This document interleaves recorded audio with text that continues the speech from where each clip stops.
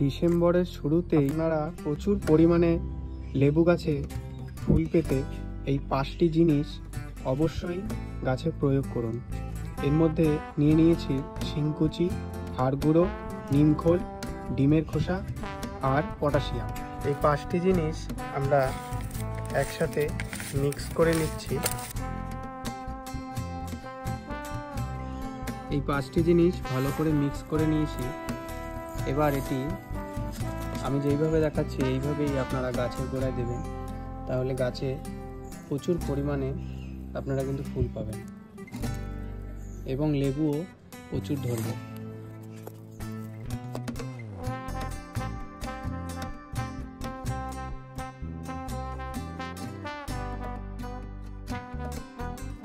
এবার মাটি দিয়ে ভালো করে ঢেকে দেবো।